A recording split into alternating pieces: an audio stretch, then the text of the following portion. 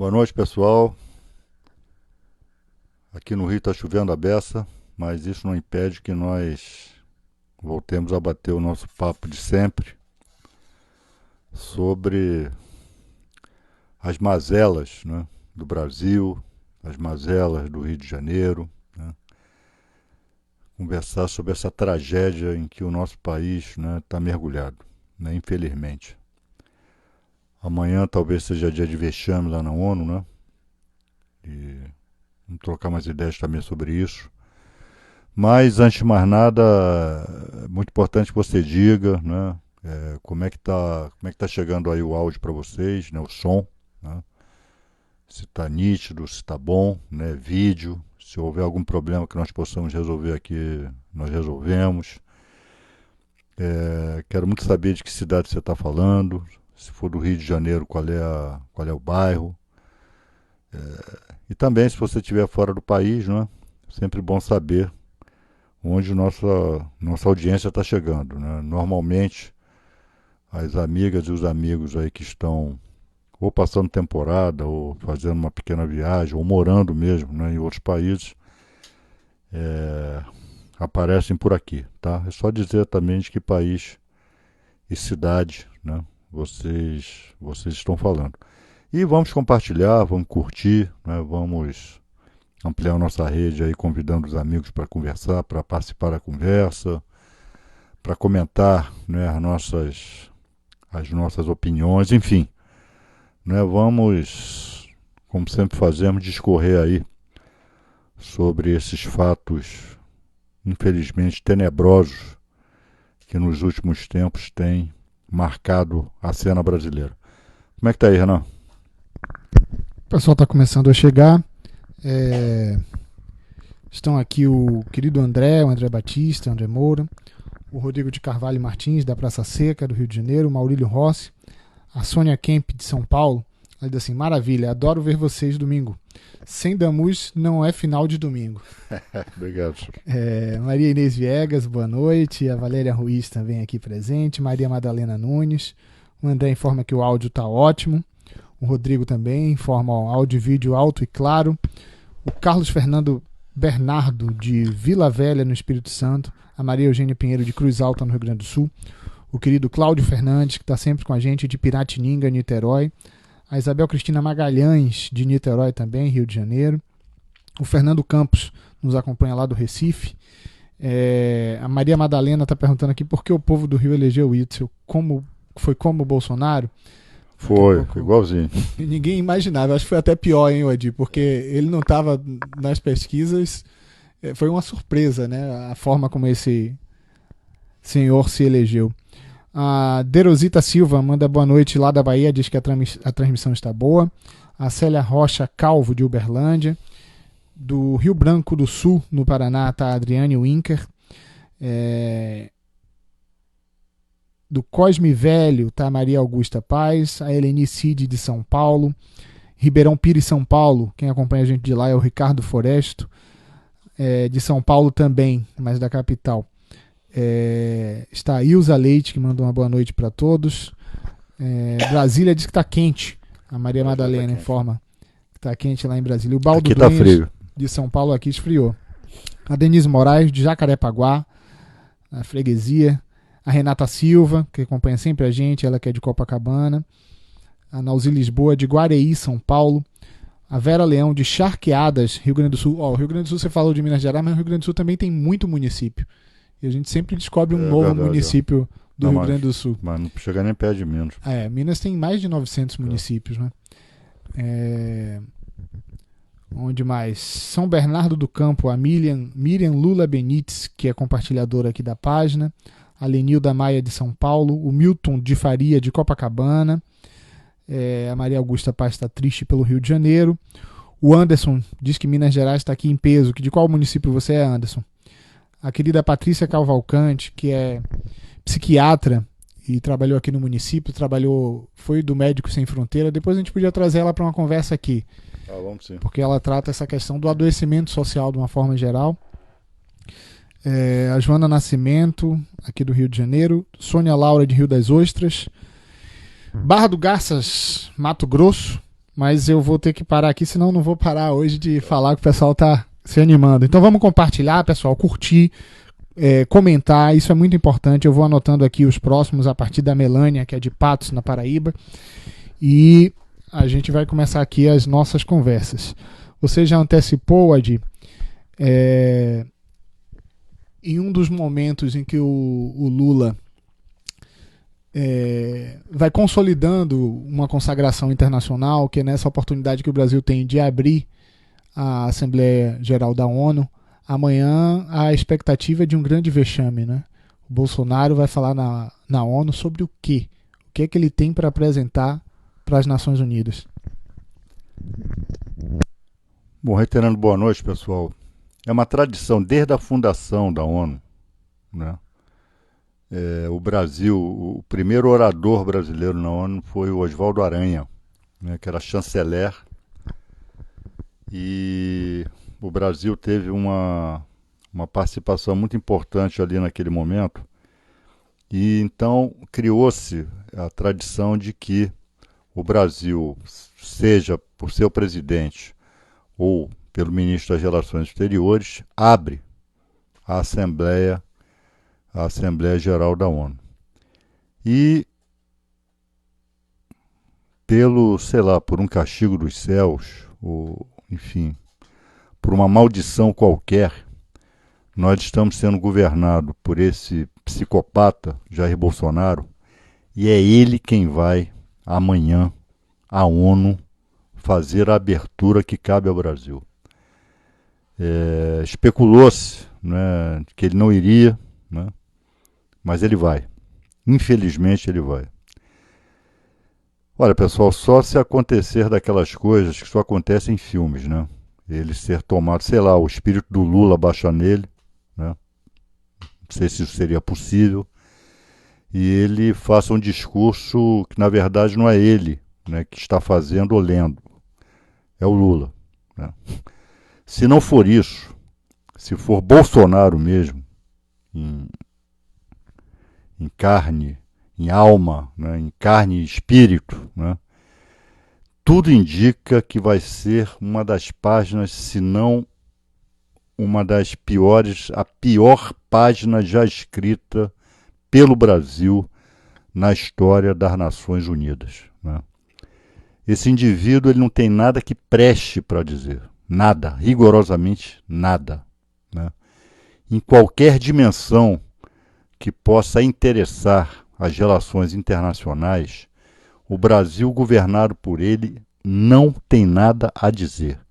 Nós não temos nada a dizer em relação ao meio ambiente, né? A não ser que ele cometa a ousadia de dizer que está certo mesmo, né? Tem o matagal amazônico, tem que dar lugar para pasto, para plantar soja, né? Ou ele resolva afrontar todas as agências especializadas, inclusive brasileiras, né, que dizem que o desmatamento na Amazônia atingiu a proporções jamais antes vistas, né? E, enfim, ele não tem nada a dizer no que diz respeito a direitos humanos, muito pelo contrário, né? Eu sou do estado onde nós temos um governador genocida e assassino, né? E com os aplausos desse indivíduo, Jair Bolsonaro, que pretende transformar a sociedade brasileira num faroeste. Então, não tem nada a dizer em relação à segurança pública, não tem nada a dizer em relação a nada de sério, a nada que cheire, a nada que signifique o aperfeiçoamento da convivência entre os povos, né? Já que ele é um defensor da intervenção militar, por exemplo, na Venezuela. Então, vai ser, tudo indica, todos os indicadores são no sentido de que nós teremos, a partir dessa figura patética, dessa figura lamentável, desse sujeito despreparado, desse analfabeto da política, dessa figura deplorável, né, que hoje preside o Brasil, nós vamos escrever uma página muito triste amanhã, né, na ONU, né? E não adianta essa história, vamos torcer para que não seja assim. Eu só torço para o meu time, e Bolsonaro não é meu time, né? Não o considero um presidente legítimo, já que foi eleito com base numa fraude. É um genocida, é um homofóbico, é um racista, é um antiambientalista, né?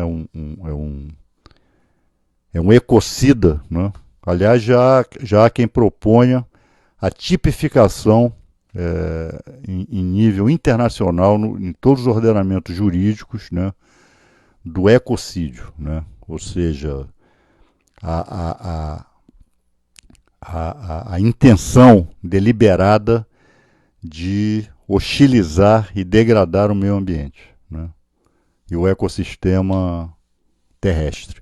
E Bolsonaro é um desses. Se isso já tivesse tipificado, ele já estaria sentado no banco dos réus.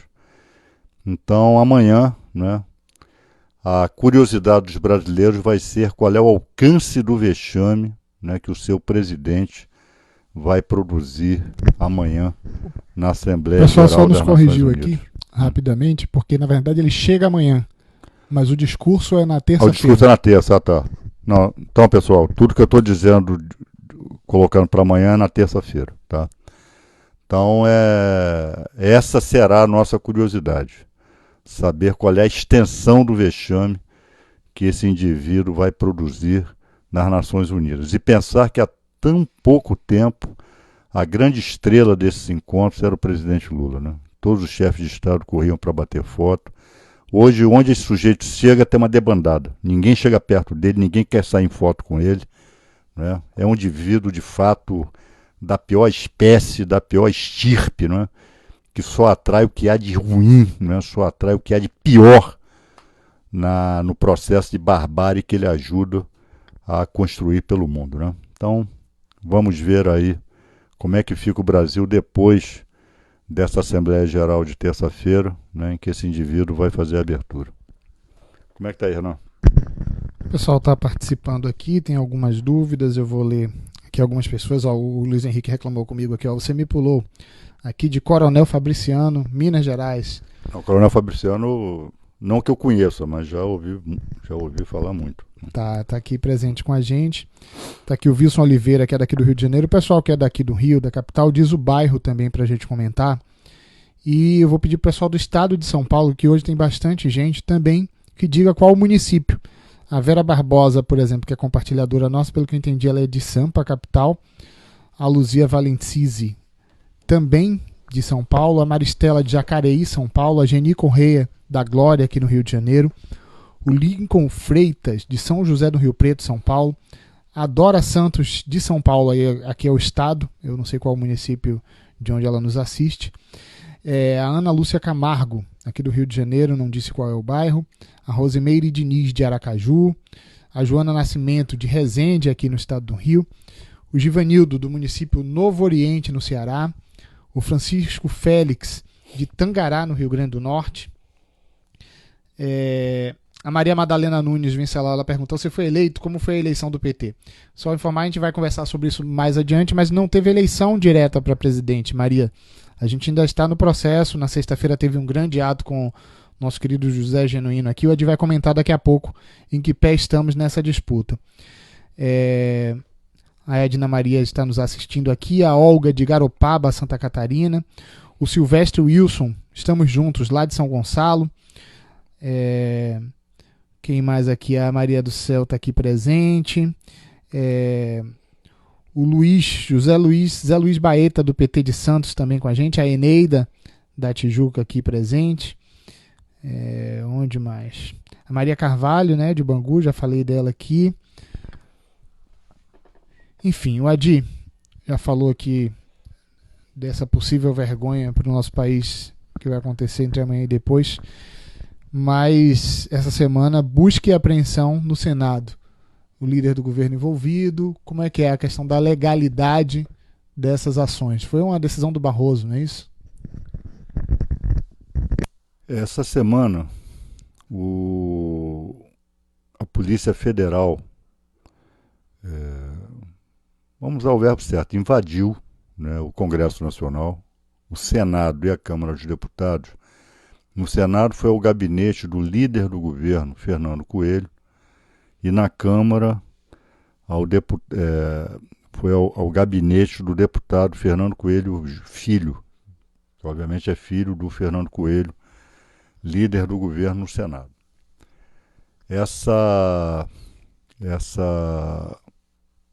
atuação da Polícia Federal, essa diligência, foi determinada pelo ministro Barroso, né, que determinou busca e apreensão, né, de documentos lá no gabinete dos dois parlamentares. Então já começa essa questão de a polícia, por ordem judicial, estar fazendo diligência em gabinete parlamentares. Bom, foram buscar e apreender o quê? Nem os policiais sabem. E por que nem os policiais sabem? A investigação, o inquérito, enfim, o que corre contra o senador Fernando Coelho no Supremo Tribunal Federal diz respeito a fatos de 3, 4 anos atrás. Parece quando ele era ministro ainda da Integração Nacional, né? Até do governo Dilma. Para vocês verem como é que essa turma, né? Essa turma serve a qualquer governo, né? Eles querem estar na boquinha, mas isso é outra história. E é plausível achar que documentos que não dizem respeito à atividade parlamentar do senador Fernando Coelho, né? Documentos que guardam relação com a sua atividade como ministro há 3, 4 anos atrás, estivessem lá no gabinete no Senado, ele levaria documentos que o incriminassem de fatos. Porque a busca e apreensão é para surpreender. Por que um juiz ele determina a busca e apreensão de documentos, de vídeos, de áudios? É para poder instruir o processo, tendo em vista que são documentos que, obviamente, quem está produzindo um ato ilícito não quer que apareçam. Sabe que vai fazer prova contra ele. O que faz o juiz, então? Tenta surpreender, né, aquele que está sendo investigado e determina e precisa que documentos o policial tem que levar. Ora, levaram computadores, esses computadores pertencem ao Congresso Nacional. Dizem respeito à atividade parlamentar. Eu não estou aqui dizendo se o senador Fernando Coelho, por quem não nutro qualquer apreço, muito menos admiração, muito pelo contrário. Então, eu não sei se ele praticou, se ele é corrupto, se não é corrupto, se roubou, se não roubou. Isso, para o que nós estamos discutindo aqui, não interessa. Eu estou me referindo a porquê de o ministro Barroso ter determinado essa medida que ele sabe que, do ponto de vista da eficácia, é uma medida absolutamente inócua. Pessoal, esse é um brado da Lava Jato. É a Lava Jato dizendo: estou vivo. Estamos vivos. É Moro por trás, né, controlando a Polícia Federal, né, e deixando claro: ainda tenho bala de fuzil contra vocês que querem acabar comigo. Vocês que são contra o meu pacote anticrime, vocês que são contra a Lava Jato, né? E o ministro Barroso é um lavajateiro, né, de primeiro, é o prócer da Lava Jato, disputa com o ministro Fachin quem comete mais arbitrariedades em nome de um suposto combate à corrupção, né? Então ele cria uma tensão entre os poderes, né? Age de uma maneira absolutamente, usa de uma prerrogativa de uma maneira absolutamente desproporcional, né? E quem pode acabar, né, se sujando com isso é o próprio Bolsonaro, né, porque é o líder dele no governo, né, a quem ele manteve como líder, né, e ao mesmo tempo tem um ministro que joga contra, que é o Sérgio Moro, que esse aí é uma cobra cascavel, né, que não é aliado de ninguém, é aliado dele próprio, né. Esse aí pica da maneira mais como qualquer cobra, né, e não tem fidelidade a ninguém, né. A fidelidade dele é a outros interesses, é a outros países, né? Ele tem fidelidade, ele é fiel a si próprio. Então, o que nós estamos vendo hoje, nós estamos vendo hoje, o que nós vimos aí nessa invasão da Polícia Federal no Congresso, é mais um desmando, né? É mais um ato atrabiliário e mais uma distorção do nosso sistema de justiça, né? Jogando-se para a plateia, né? E tentando encurralar um poder, né? A partir do líder do governo no Senado, né? Então, vamos ver como é que fica isso, né? A queda de braço entre Moro e Bolsonaro, né? Ela continua, né? Moro em tese enfraquecido, mas por enquanto o delegado lá geral da Polícia Federal, que é um sujeito, que é um nome dele, continua delegado, né? Vamos ver o que vai acontecer essa semana depois desse imbróglio lá no Congresso Nacional. Como é que tá aí, Renan? Só comentando aqui, nós temos a Melânia Loureiro, nossa compartilhadora, o Clébio Dantas de Mossoró, no Rio Grande do Norte, o Wagner Vasconcelos de Bagé, no Rio Grande do Sul, o Célio Hélio de Indaiatuba, São Paulo, ele que é compartilhador da página, obrigado Célio, a Silvia Fernanda da Baixada Fluminense, a Alti Cardoso de Goiânia, a Rosinete Pontes, que nos acompanha agora em Buenos Aires, lá em Buenos Aires, o Juscelino França de Açu, Rio Grande do Norte, a Silvia Figueroa de Ananindeua, no Pará, o José Marcos Fontes, que acompanha a gente de São Paulo, o Marcos Marques de Souza, na Paraíba, quem mais aqui? Jardim Internacional, São Paulo, tá o Jorge Carvalho, Poá, São Paulo, o César Roberto de Aimorés, Minas Gerais, a Maria Lúcia Lima do Recife, o Edmilson Farias de São João Bezerros, Pernambuco, Ponte Serrada, Santa Catarina, quem está lá acompanhando a gente é Neudi Tisato, Anapurus, Maranhão, você conhece Anapurus? Não conheço.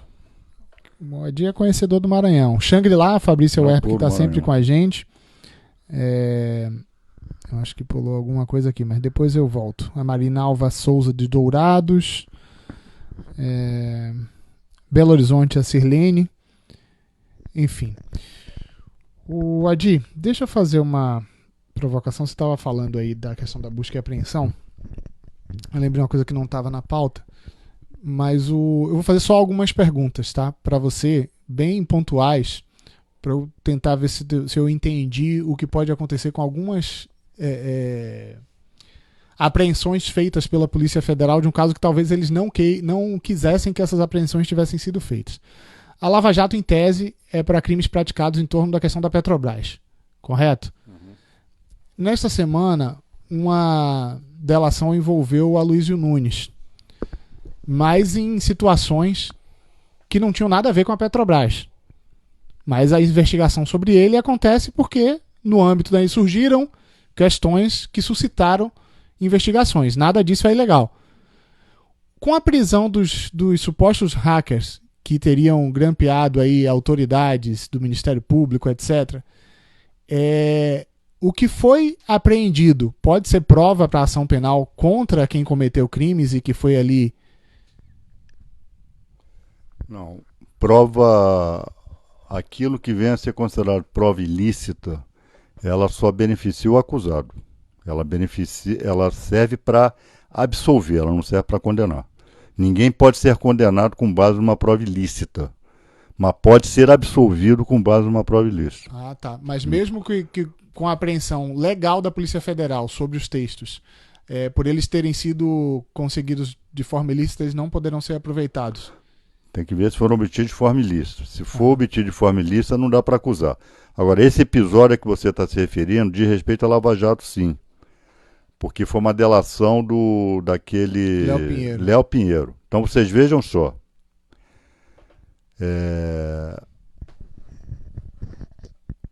Léo Pinheiro delatou, né, presidente Lula, sem qualquer prova, depois do quarto ou quinto depoimento.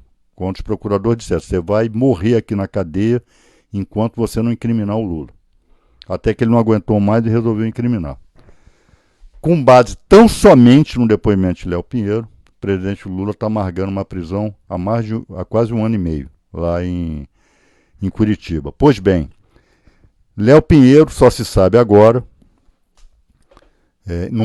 o Léo Pinheiro já está solto, foi solto essa semana, né? A delação dele foi homologada.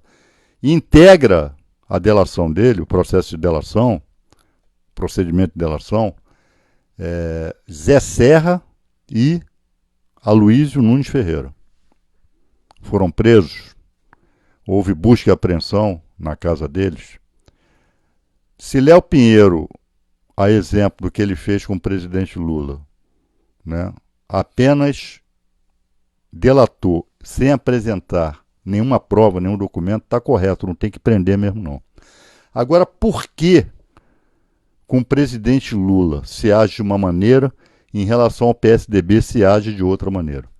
Então já está mais do que claro, não é a primeira vez que a Vaza Jato mostra que Moro, Dallagnol et caterva perseguiam Lula e o PT e protegiam o PSDB, abertamente, né? Há diálogos que eles dizem, não mexe com o Fernando Henrique não, que ele é um aliado. E agora se sabe que em relação ao PSDB não podia tocar nos sujeitos porque eles, né, isso poderia criar tensões, né, prejudiciais à Lava Jato. Então vocês vejam que a Lava Jato é uma organização criminosa. Bueno, vamos lá. Tem uma controvérsia agora, você vai participar amanhã de um ato Moro-mente de vários acadêmicos, sejam professores, estudantes, a Associação Brasileira de Juristas pela Democracia, um ato Moro-mente na Universidade Federal Fluminense em Niterói. Parece que o Ministério da Educação deu ordem para proibir e a reitoria acatou. Como é que está isso? Olha, pessoal, vocês vejam. Bom, primeiro nós temos um ministro da Educação que está à altura do presidente da República, ou seja, à altura de um lamaçal, né? O pântano, né, intelectual, né? A mediocridade, né? O fascismo. O ministro semi-analfabeto, o sujeito não sabe nem escrever e é ministro da Educação, não sabe escrever, não sabe falar, não sabe pensar, não concatena raciocínio, né? Enfim. E esse indivíduo notificou o reitor da Universidade Federal Fluminense dizendo que esse ato não poderia acontecer. Ou seja, em claro atentado à autonomia universitária e, ao que parece, e infelizmente, o reitor cedeu à determinação do ministro. Teria consultado aí a sua procuradoria. Nós sabemos hoje que essas procuradorias federais nas universidades federais, elas são uma longa-manos do Ministério Público. Elas não são uma decorrência do princípio da autonomia universitária, né? E então determinou-se ao reitor que não sediasse, que a Faculdade de Direito, onde se realizaria o ato, não sediasse o ato, né? O reitor tem lá suas razões. Eu, se sou reitor, afrontaria a determinação do ministro e faria realizar o ato, inclusive iria ao ato, prestigiar o ato. Mas, enfim, cada um é cada um, cada qual é cada qual, né? Mas o ato vai acontecer. Vai acontecer na porta da Faculdade de Direito. Eu estarei presente, juntamente com as demais pessoas convidadas, professores de direito, advogados, né? Todos aqueles que têm apreço pela ordem jurídica do Estado Democrático de Direito e que hoje têm a convicção, coisa que eu sempre tive, de que a Lava Jato não passa, né, de uma quadrilha, de uma organização criminosa, né, como a Vaza Jato tem demonstrado, e que, enfim, ajudou a produzir um golpe de Estado aqui no Brasil e prendeu ilegalmente diversas pessoas, dentre as quais o presidente Lula. Então nós estaremos lá para dizer a plenos pulmões, né? Moro mente. Esse é o nome do ato. Estaremos lá presentes. Todas vocês estão convidados, né? E convidadas a estarem lá, né? Para mostrar a essa gente que nós não estamos calados, né? E que nós não nos conformamos com a farsa operada pela chamada Operação Lava Jato. E o ato aí do desse ministreco, isso não causa espanto. Agora, acho que o reitor poderia esboçar uma resistência. Mas, enfim, amanhã estaremos lá. Seja dentro da faculdade ou fora da faculdade, o ato vai acontecer e nós estaremos lá para construir o ato. É às 6 horas, 18 horas, em frente à Faculdade de Direito da Universidade Federal Fluminense em Niterói. Isso. Vamos lá, estamos aqui com a Sônia França, de Diadema, São Paulo. De São Fidélis nos acompanha aqui o Getúlio Santos. De São Leopoldo, a compartilhadora também Eunice Barcelos. Quem mais aqui? Está participando bastante aqui a nossa querida Melânia. A Marilena Pavan diz que está com saudades. Quanto tempo, Copacabana presente. Bombinhas Santa Catarina, Marilda Bedin Silveira. Boa noite, Marilda. Então aqui também o Simval Inácio, aqui do Rio de Janeiro. De qual bairro, Simval? A Ivaninha Ambrosio, do Rio Grande do Sul. A Lúcia Etur, de Floripa. O Edson Dourado, de Irecê, na Bahia. Em Irecê tem um grande companheiro nosso, não sei se é deputado estadual ainda, chama Zé das Virgens. Irecê e São Gabriel, a região ali do Feijão. Marta Soares, de Maceió. Alan Iong, de Dourados, Mato Grosso do Sul. A Sirlene, de BH. O Marcelo Tartarini, de Santo André, São Paulo. Gilberto Correia, de Porto Alegre, Rio Grande do Sul. E a Ceia Mota, que é de Cabo Sul, Nova Iguaçu. Ela disse que tem grande admiração por você e está aqui acompanhando a gente. O Adi,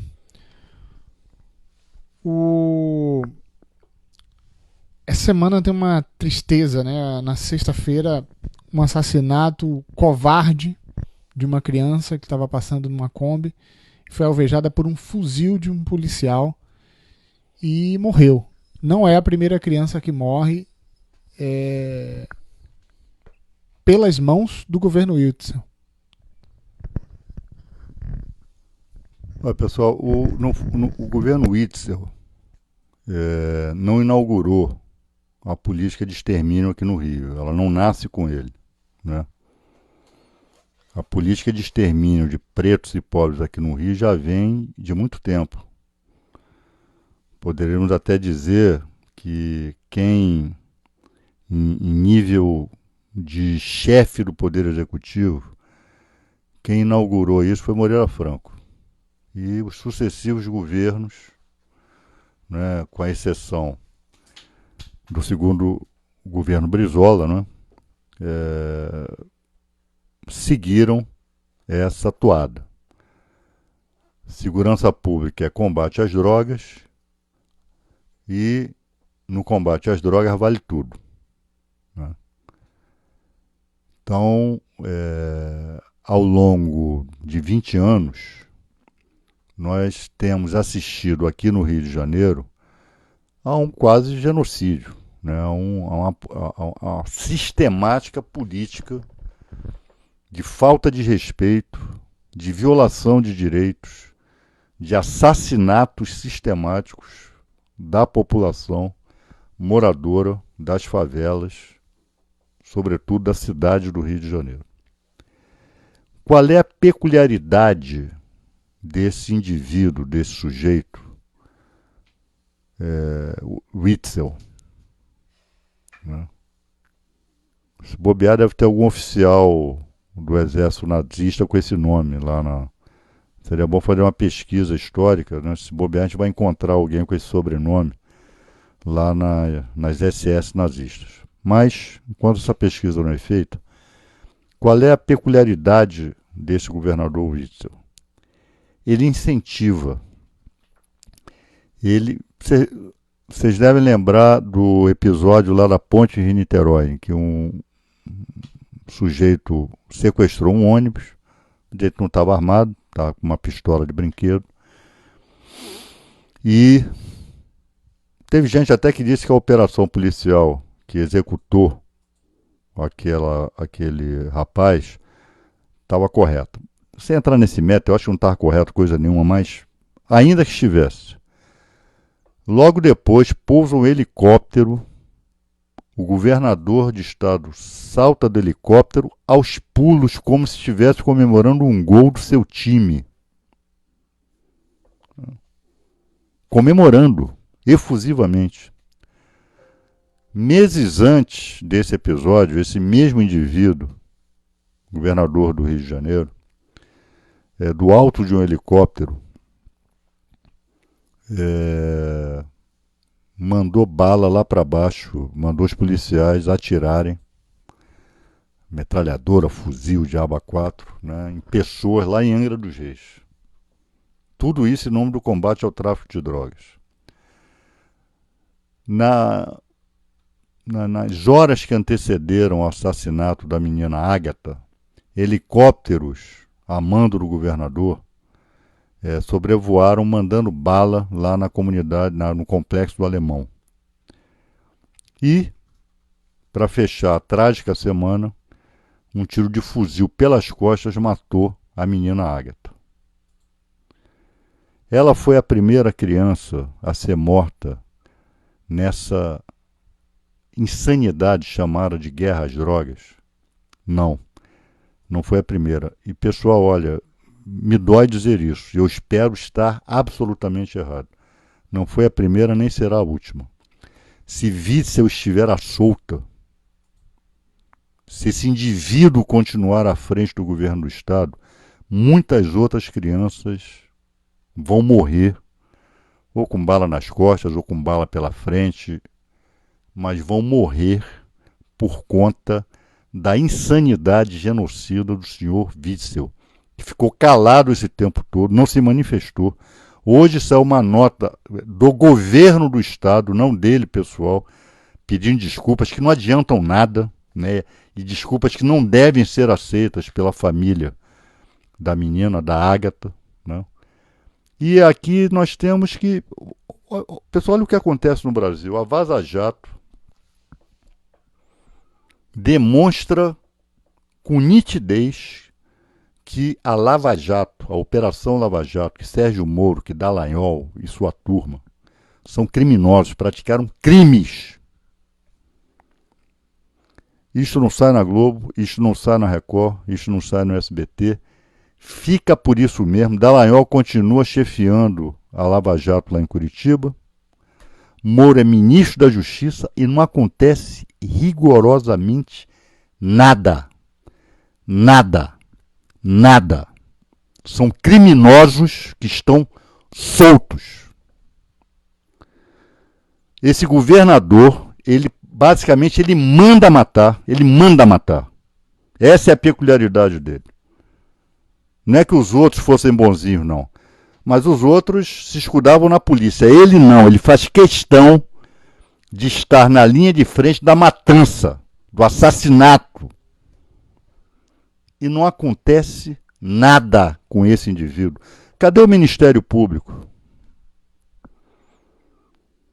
O Ministério Público agora é resumido a forjar provas para combater corrupção. É para isso só que serve o Ministério Público hoje.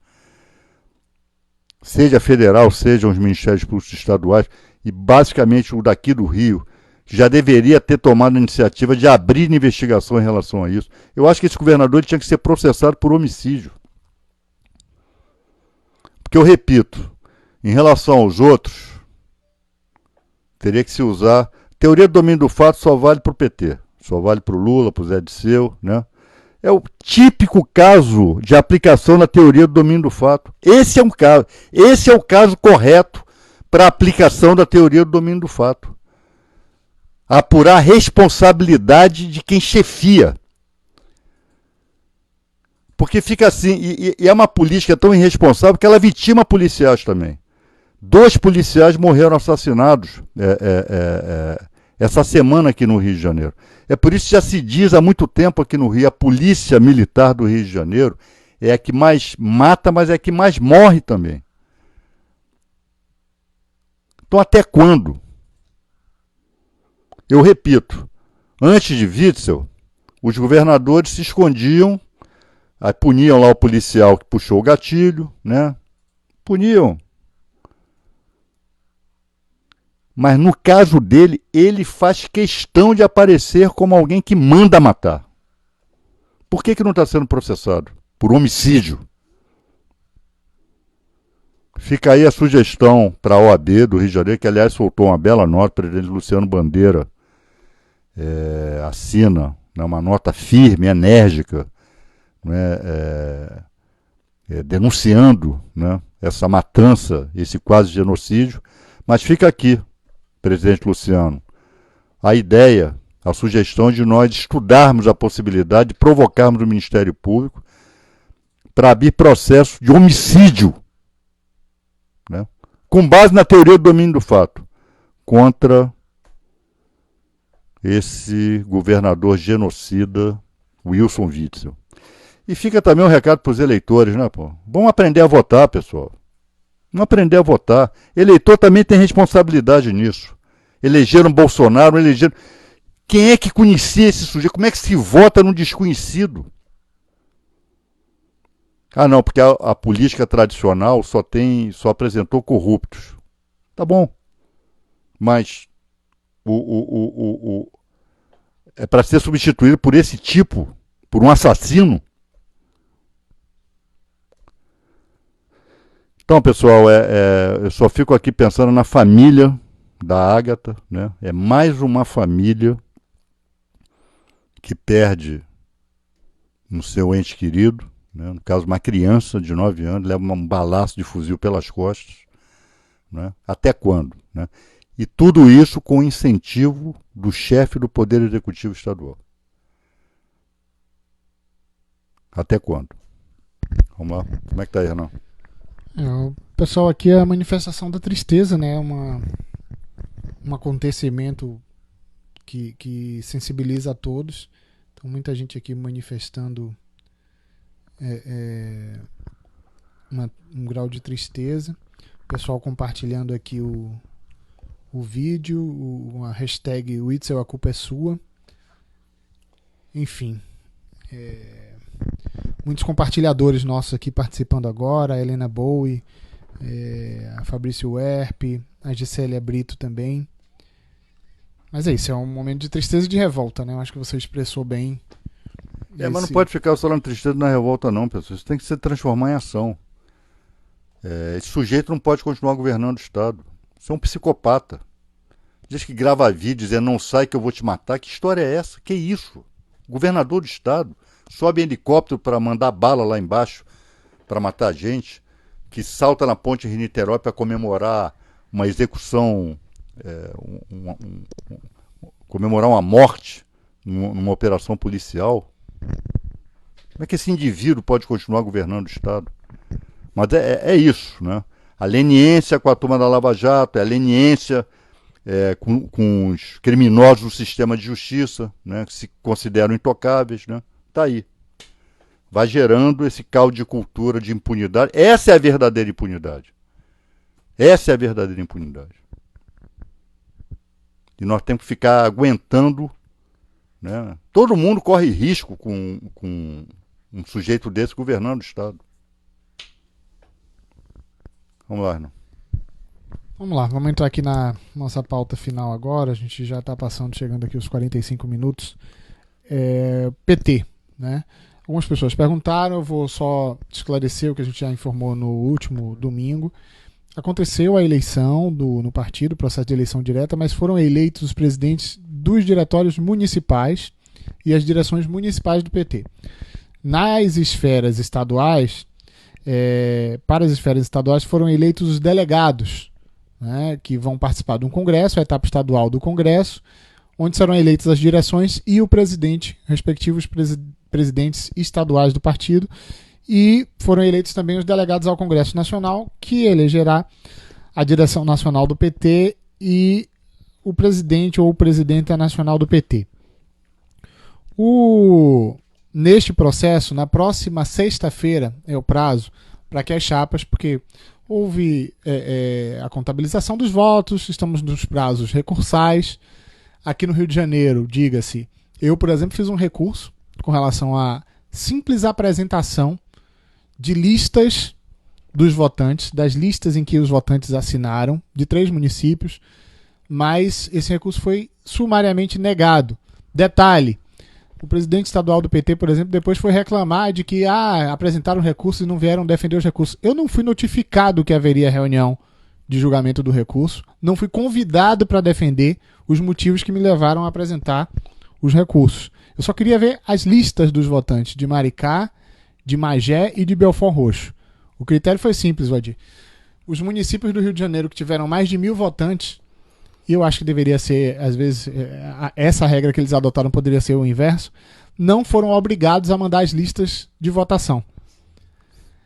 E eu peguei a lista desses municípios com mais de 1.000 votantes e anotei quais eram esses municípios que tinham tido mais de 70% de votos para uma única chapa.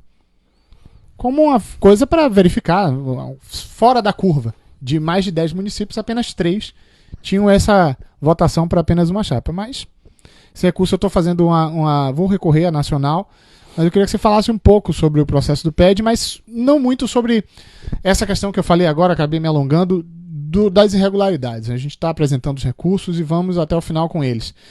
Mas das tarefas militantes a partir da divulgação pelas chapas dos seus delegados, que a gente tem agora para envolver toda a militância e conquistar cada uma e cada um dos delegados para a eleição para presidente que vai acontecer em outubro. Eu não vou me deter nessa questão, mas devo fazer um registro, né? É uma vergonha o PT, particularmente do Rio de Janeiro, protagonizar esse tipo de episódio. Episódio de violência, de fraude, né? De compra de voto, né? Então isso é uma vergonha, né? Obviamente estou me referindo às direções, não estou me referindo... O partido é patrimônio do povo brasileiro, que está sendo conspurcado pela direção do PT aqui em nosso estado. Mas exatamente para que nós reconstruamos um partido livre dessas mazelas, é que eu estou me candidatando, eu sou candidato à presidência do Diretório Estadual e eu quero muito conversar com os delegados. Eu quero debater um programa para o nosso partido. Vocês vejam só, eu posso estar equivocado, tá, pessoal? Então eu não quero aqui cometer uma injustiça.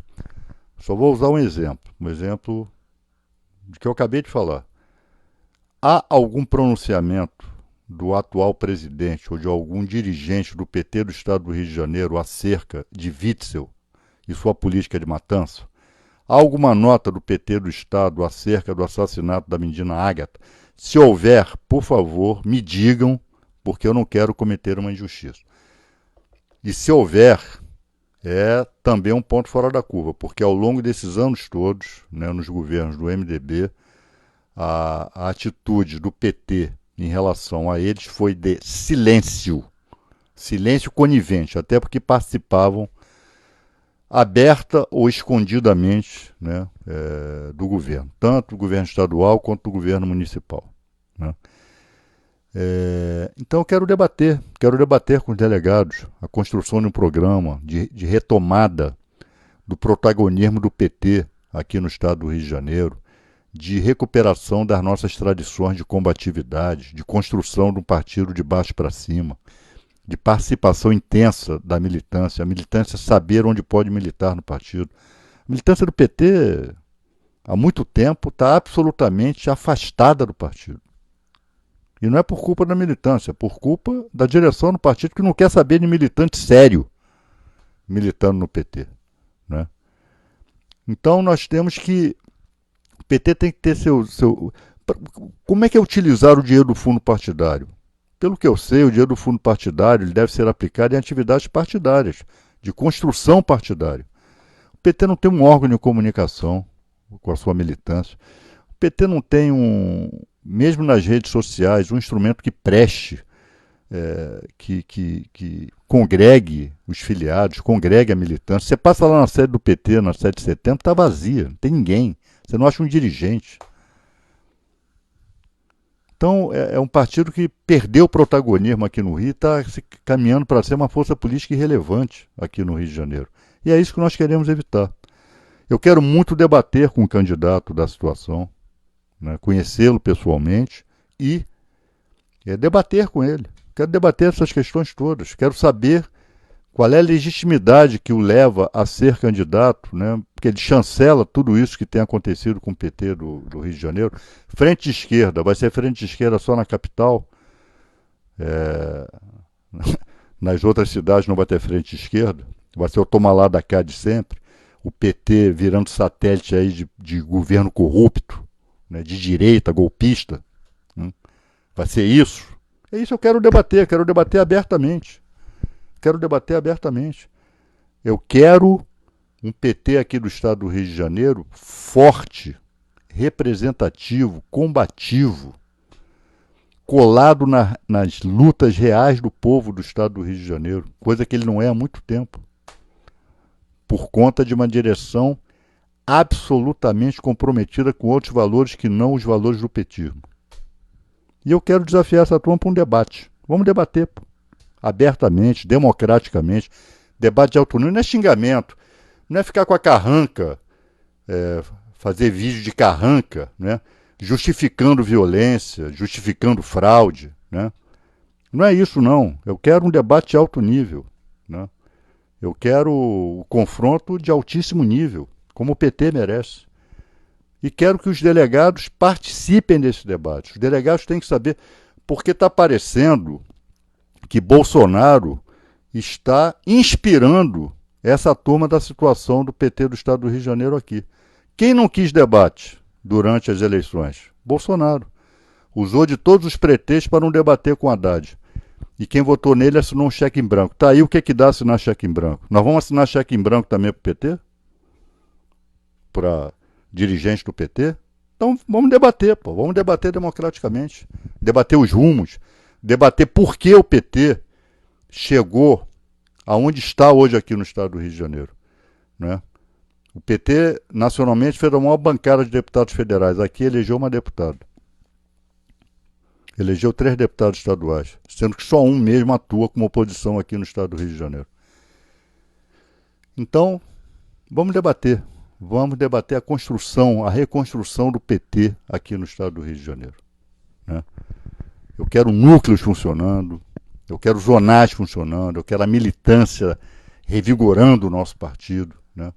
E eu gostaria muito de olhar olho no olho das delegadas e dos delegados para explicar por que sou candidato e para construir juntamente com todos eles um programa para o nosso partido.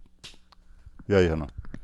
Eu estou verificando aqui, daqui a pouco teve uma nota de pesar do partido. Eu acho que essa tensão que está ocorrendo, que você está provocando agora, criticando, está surtindo algum efeito. As pessoas estão tentando se manifestar um pouco mais, em minha opinião, de forma muito tímida ainda, mas entendo até que o momento de um assassinato brutal como esse, a gente não deva também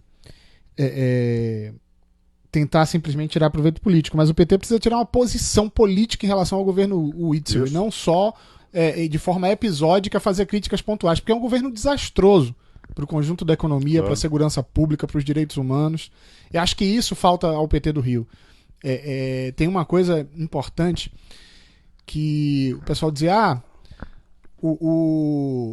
a gente não perguntava nos debates onde é que estava o Amarildo. Lembra do sumiço do Amarildo. O problema é que o PT do Rio fazia parte do governo do estado e na Secretaria de Direitos Humanos. E o candidato da situação podia dizer, pergunta para o secretário, que é do seu partido, que não tinha dito nenhuma palavra. E vem continuando assim até hoje. Né? Então é contra isso que a gente luta, contra essa miopia política, né? Que nesse caso do governo Witzel está se demonstrando cada vez mais perigosa para o combate que a gente tem que fazer no Brasil inteiro. Exatamente.